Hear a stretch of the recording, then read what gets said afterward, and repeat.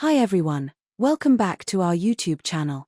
In today's video, we'll be showing you how to find emails from a specific sender in Gmail. Let's dive right in.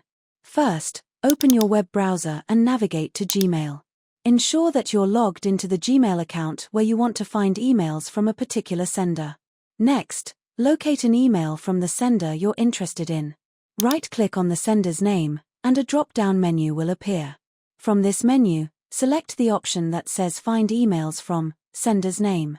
For example, if the sender is freelancer.com, the option will read Find Emails from freelancer.com. Gmail will then display all the emails from that specific sender. And that's it. You've successfully found all the emails from your desired sender.